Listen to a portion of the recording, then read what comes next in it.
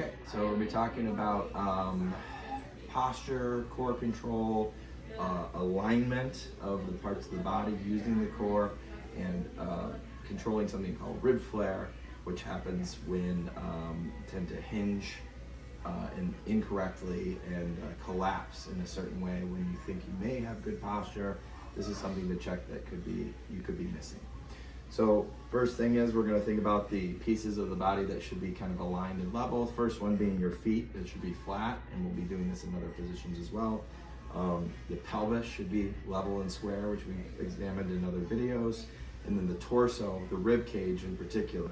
So what I like to do is I like to think of the pelvis as the lower part of a egg here, and the rib cage is the top part. So imagine one of those plastic eggshells that they put in Easter baskets, put candy and toys in for the kids. So we want to put those two pieces together like so, and we want to imagine that once they're aligned, they can fit together. That's like good stable posture. And then when they fit together, they have this seam, generally those plastic eggshells, and you can twist and turn.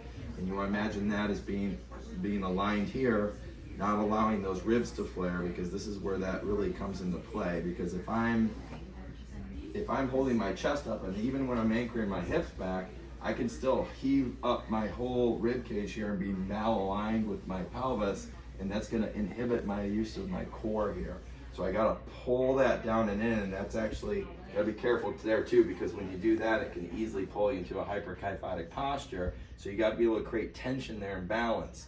So we're using those core muscles, in particular the transverse abdominis, which works like a corset or a girdle, to help hold those ribs down from the front and hold the pelvis, the front part of the pelvis, up and back as well, to close down that space here in the abdominal cavity. This is where the guts tend to spill out, okay?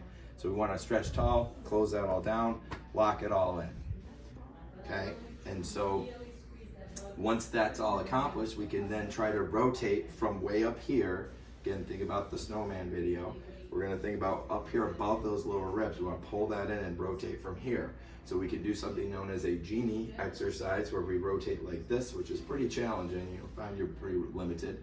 Or more naturally, you can do something, if you keep your elbows by your sides, do a pistoning similar to a kind of jogging or running motion. You can also square up that way down low too, to level yourself off, and also recognize that there's a shift lift component here to simulate walking. So if I pull my pelvis back, I can lift over it and drive up and forward through my chest. Vice versa, pull back the pelvis, drive up and forward. Pull back the pelvis, up and forward, and you may very well notice a difference there.